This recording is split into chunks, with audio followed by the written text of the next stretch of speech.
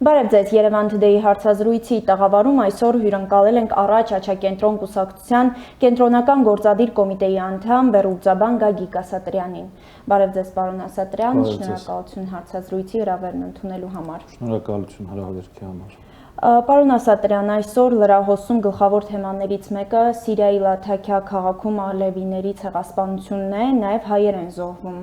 Այս պահին հայտնի է 2 հայի զոհվելու մասին։ Դրան զուգահեռ տեսնում ենք Հայաստանի իշխանության անգործությունը, երբ նույնիսկ հայտարարությամբ չեն հանդես գալիս, ինչպես կմեկնաբանեք այս ամենը։ Առաջին հերթին ինձ ավելի շատ անհանգստացնում է ոչ այնքան ալևիների ճակատագիրը, որքան Լաթաքիայում ապրող մեր հայրենակիցների, որովհետև հայտնի խոսքն է ասում սկզբից քո ծառը ջրիր։ Մենք Լաթաքիայում ունենք բազմահազարանոց հայկական համայնք, հաշվի առնելով նրանց կրոնական դավանանքը, ազգային պատկանելիությունը եւ թե ովքեր են կանգնած այդ կոտորածների թիկունքում, հստակ է, որ գոյություն ունի հստակ սպառնալիք։ Մենք տեսնում ենք, որ թուրքերի ձեռագիրը իրենց մի քանի դարյա պատմության ընթացքում բացարձակապես փոփոխություններ չեն կրել։ Թուրքը նույն թուրքն է մնացել, նրա ծրագրերը նույնն են, ինչին թուրքն է դիպչում, դա դառնում է կամ կոտորած, կամ ջարդ, կամ տեղահանում, կամ ցեղասպանություն։ Ինձ շատ մեծ ցավ պատճառեց մեր 2 հայրենակիցների կյանքի կորուստը, ես չեմ էլ ուզում խորանալ հանգամանքների մեջ, թե ինչու նրանք զոհվեցին, ինչու արդյունքում զոհ գնացին։ Ինձ համար ցավն այն էր, որ մենք կորցրեցինք եւս 2 հայրենակցի։ Սա այս մասով միջազգային հանրության հետ կապված եւ մասնավորապես ինչու՞ չէ նաեւ Հայաստանի, որովհետեւ թեկուզ լինելով եւ փոքր պետություն, բայց նա Հայաստանն էլ է միջազգային հանրության մի մաս։ Ընդհանուր առմամբ միջազգային հանրություն կոչվածը վերջին իրադարձությունները եւ վերջին ուրեմն տարիները մեզ ցույց են տալի, որ դա քաղաքական ուտոպիա է։ Միջազգային հանրություն ասվածը գոյություն չունի, որովհետեւ մենք բազմիցս առերեսվել ենք միջազգային հանրության լռությանը, երբ որ 120,000 արցախցիներ տեղահանվեցին իրենց բնօրանից, որտեղ ապրում էին մի քանի հազար տարի։ Մաքսիմում ինչ որ կոչեր եւ խոսքեր լսեցինք մի քանի պետությունների ինչ որ падգամավորներից, որոնց կոչերն ու խոսքերը ոչ մի ազդեցություն չունեցան։ Ուստի եկեք ֆիքսենք, որ միջազգային հանրություն կոչված այսօր գոյություն չունի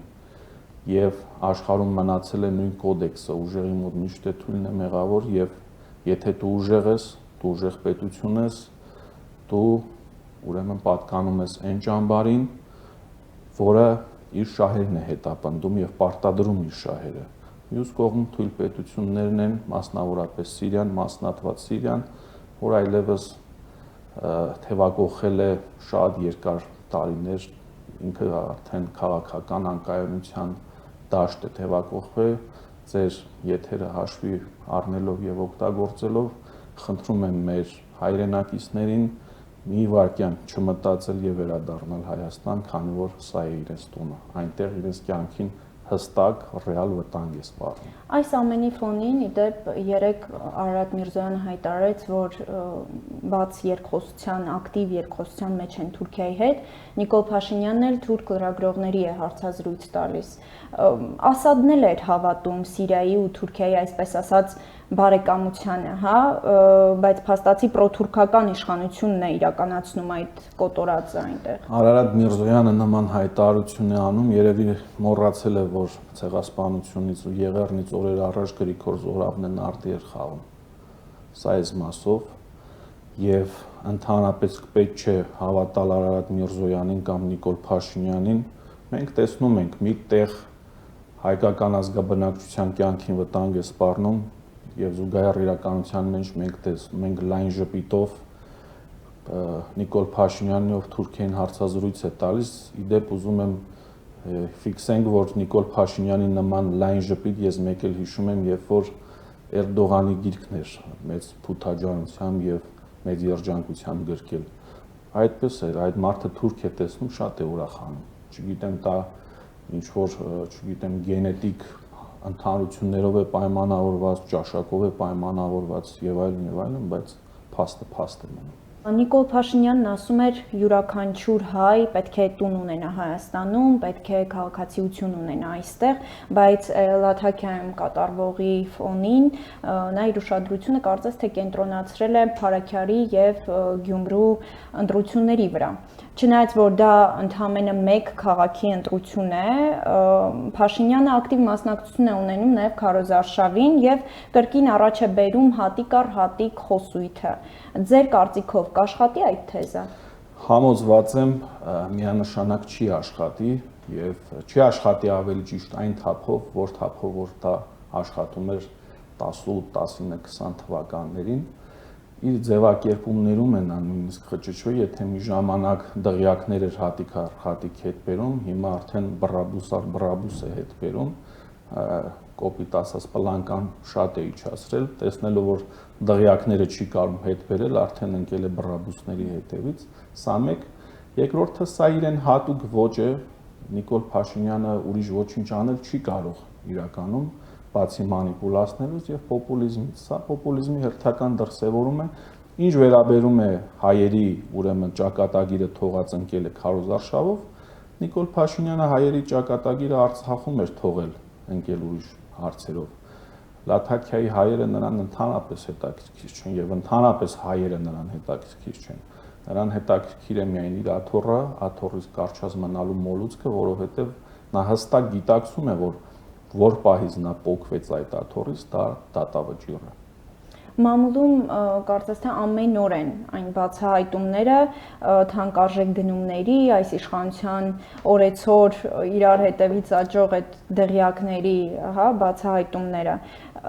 Նաև դա հաշվի առնելով պետք է որ հնարավոր չլինի հանրությանը խաբել եւ կերակրել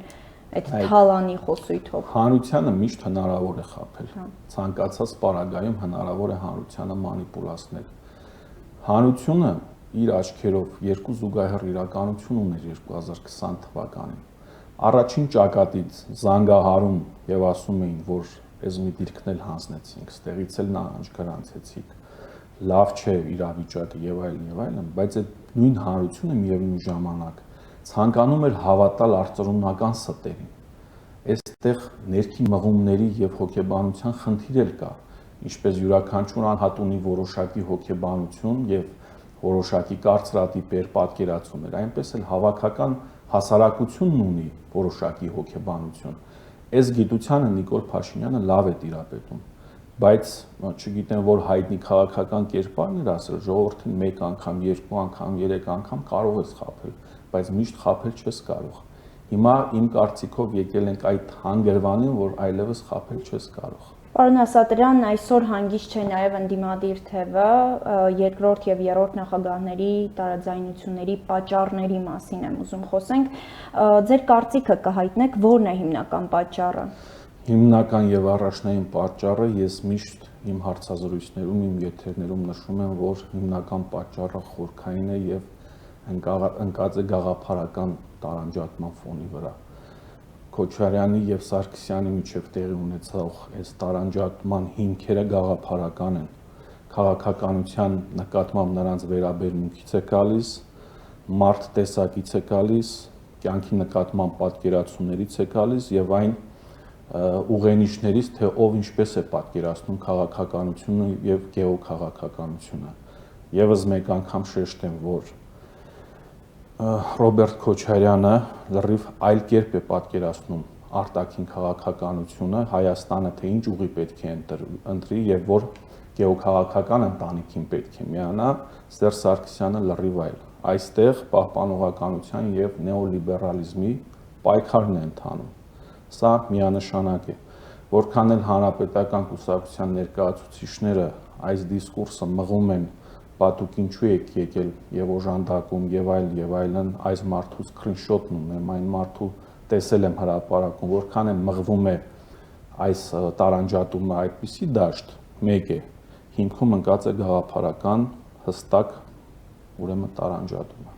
Կա կարծիք, որ այս տարաձայնություններով ընդդիմությունը իշխանության ջրաղացին ջուր է լցնում։ Արդյոք իշխանությունը այսպես ասած օգուտ ունի քաղելու այս ամենից։ Սա կրկին ծիծաղելի ձևակերպում է տվյալ շրջանակների կողմից, որովհետև սա նույնն է, երբ որ բժշկին ասես հիվանդի վիճակն ավելի ես բարդացնում, քանի որ ուզում ես հասկանաս քաղցկեղի պատճառը։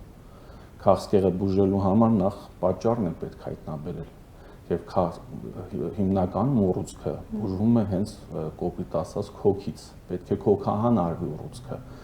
Հանրապետական ճամբարից եւ նրանց հարող շրջանակներից անընդհատ հրամցվում է մեզ, որ եկեք քաղցկեղի մետաստազների դեմ պայքարենք, մեղմենք քաղցկեղի ցավը, եկեք ասպիրինով բուժենք, բայց այս դիսկուրսն ու դիալոգը շատ անհրաժեշտ է մեր հասարակությանը։ Հասարակությունը պետք է հասկանա վերջապես, թե ինչ է տեղի ունեցել 2018 թվականին։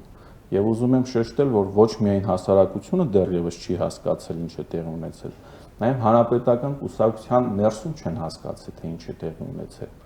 Որովհետև ես հիմա հստակ անուններ կտամ եւ եթե մեր ունկնդիրները ժամանակ ունենան, թող ուրեմն համացանցում գտնեն այդ հարցազրույցները։ Նայեք, Սերժ Սարգսյանը նշել է, որ Նիկոլ Փաշինյանին բերել են հզոր ուժերը։ Էդուարդ Շարմազանովը նշել է, որ Նիկոլ Փաշինյանին բերել է հավաքական արևմուտքը Թուրքիայի միջոցով։ Դավիթ Շահնազարյանը նշել է, որ Նիկոլ Փաշինյանին բերել են ռուսական հատուկ ծառայությունները, Միքայել Մինասյանը նշել է, որ Նիկոլ Փաշինյանին բերել է ժողովուրդը։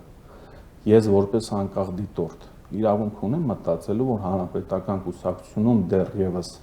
ընդհանուր կոնսենսուս չկա, թե ով է բերել Նիկոլ Փաշինյանին։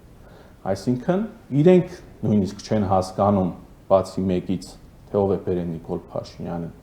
Ինչպես են իրենք փորձում այսպես մեղավորներ գտնել, մեղքը բարթել դիմացինի վրա եւ այլն եւ այլն։ Մենք գիտենք, որ Սերժ Սարգսյանն ու Միքայել Մինասյանը ուրեմն ազգակցական եւ հարազատական կապ ունեն։ 6-7 տարվա մեջ մի անգամ դեպք չի եղել, որպեսզի Միքայել Մինասյանը զանգարի Սերժ Սարգսյանին, ասի դե դու ասում ես հզոր ուժերն են բերել, ես էլ ասում եմ ժողովուրդն է բերել։ Հələ արի դե հասկանանք ով է բերել։ Կամ միթե հանրապետական կուսակցության միջանցքներում Էդուարդ Շարմազանովը Դավիթ Շահնազարյանին 7 տարի չի հանդիպել եւ չի ասել, ես ասում եմ թուրքերն են բերել, դու ասում ես ռուսներն են բերել։ Այսինքն կոնսենսուս գոյություն չունի, բայց ինձ համար սա հստակ է, որ այս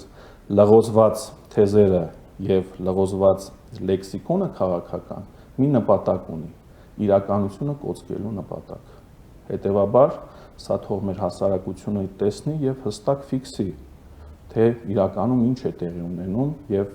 թող ֆիքսի, որ ինչպես 2018 թվականին տարբեր պրոիշխանական գործիչներ էին բաժանվել երկու մասի, մի մասը գովերքում էր հեղափոխությունը, մի մասը ոչ,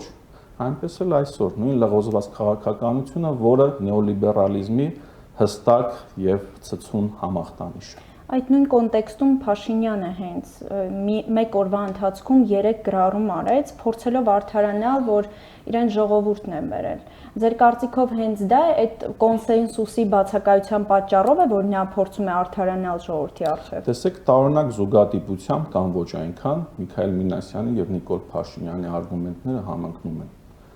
Երկուսն են նշում են, որ Նիկոլ Փաշինյանին ժողովուրդն է բերել։ Սակայն ես ուզում եմ ասել, որ լինելով մեդիա աշխարհի ներկայացուցիչ փորձագիտական առումով, մեդիան ինքը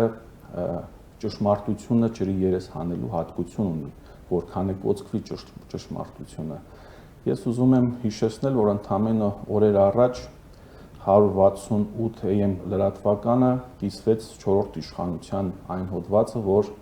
ինչպես Պուտինն է պոպկորնը վերցրած հետևում իրադարձություններին, այնպես էլ Նիկոլ Փաշինյանն է հետևում, թե ինչպես է Քոչարյանը ջուր լցնում ջրաղացին, Նիկոլի ջրաղացին։ Մենք տեսանք, որ Փաշինյանը պոպկորնով չի հետևում։ Մենք տեսանք, որ Քոչարյանի քաղաքական հայտը ասուլիսի ընթացքում հնչեցրած մեծ անհանգստություն է պատճառել եւ ոչ միայն Նիկոլ Փաշինյանին։ Եվ մենք ֆիքսեցինք, որ այս քաղաքական տարանջատման թեզը անհանգստացրել է Նիկոլ Փաշինյանին, որովհետեւ նա չկարողացավ ինչպես իրեն է հատուկ զսպել իրեն եւ թվացial պոպկորնով հետևեր այս տարանջատման գործընթացին, նա միանգամից զգացնել տվեց, որ Քոչարյանը ցավացող հատվածին է սեղմել։ Դուք ձեր հարցազրույցներից մեկում նշեցիք, որ կամուրջները այրված են եւ այլևս ժամանակավրեպ է նույնականացնել երկրորդ եւ երրորդ նախագահներին։ Սակայն կա նաեւ այն կարծիքը, որ փողոցային պայքարի դեպքում ընդդիմադիր ուժերը կարող են միավորվել։ Դուք բացառում եք իրավիճակի նման զարգացում։ Ես որպես անհատ բացառում եմ, որովհետեւ Քոչարյանն ու Սարգսյանը նորից եմ կրկնում, իրենք ոչ թե գտնվում են նույն գաղափարական բարիկադում, իրենք գտնվում են թշնամական գաղափարների բարիկադներում։ Մենք այսօր տեսնում ենք գեոքաղաքական տենդենսները, մենք տեսնում ենք, որ Ամերիկայում իշխանության են եկել կոնսերվատորները եւ տեսնում ենք ուղղադավան Ռուսաստան, ով ավելի կոպիտ քաղաքականության սիրահար է նեոլիբերալ բարքերի դեմ։ Մենք այս տենդենսներին տեսնում ենք պահպանողական եւ կոնսերվատոր Ռոբերտ Քոչարյան եւ սրան ի հակադրումն մենք տեսնում ենք հանրապետական կուսակցություն իդեմս Սերժ Սարգսյանի, ով վաղուց ուրեմն շեղվել է պահպանողական արժեքներից 2007-ից սկսած, երբ որ հանրապետական ուրեմն կուսակցության իշխանությունն անցավ Սերժ Սարգսյանի ձեռքը։ Ուզում եմ փոքրիկ ակնարկ անել եւ եւս մեկ օրինակով մեր հեռուստադիտողներին ցույց տալ, թե ինչ է նեոլիբերալիզմը։ Միքայել Մինասյանի հոդվածներից մեկում նա խոսում էր Սան Ստեֆանոյի Ստեփանակերտ հոդվածում հայտնի։ Միքայել Մինասյանը խոսում էր, որ երկրի փրկության համար պետք է պայմանական սորոսականն ու ռուսամետը, պահպանողականն ու նեոլիբերալը համախմբվեն եւ պայքարեն հայկական ինքնության համար։ Ես չեմ հասկանում սորոսականը ինչպես պետք է պայքարի հայկական ինքնության համար, եթե գլոբալիզմի հիմքում եւ նեոլիբերալիզմի հիմքում ընկած է ինքնությունը ջնջելու, սվաղելու ուրեմն թեզը։ Սա եւս մեկ ցցուն օրինակ է, որ այս բոլոր ուրեմն դաշտ նետվող մանիպուլյացիաները մեկ նպատակ են հետապնդում՝ Նիկոլին պահել իշխանության այնքան ժամանակ, մինչև որ Ռոբերտ Քոչարյանի ռեսուրսները, Ռոբերտ Քոչարյանի նպատակները վնասներ կկրեն այն աստիճան, որ նա այլևս չկարողանա քաղաքական հայտ ներկայացնել։ Բայց մենք ինչ ենք տեսնում սրանի պատասխան։ Մենք տեսնում ենք, որ նույնիսկ 2 տարվա լռությունից հետո հայկական ընդդիմադիր դաշտի լոկոմոտիվը մինչև հիմա Ռոբերտ Քոչարյանն է։ Մենք տեսնում ենք, որ մնացած բոլոր քաղաքական ուժերն ու կազմակերպությունները, անհատները, կուսակցությունները նույնիսկ մոտիկ չեն իր վարկանիշին, նույնիսկ մոտիկ չեն իր հնարավորություններին եւ իր ներկայացրած հայտի ընկալունակությանը։ Եվ սա հստակ է։ Հետևաբար եկեք թաց չորից վերջապես տարբերենք։ Ժամանակը եկել է եւ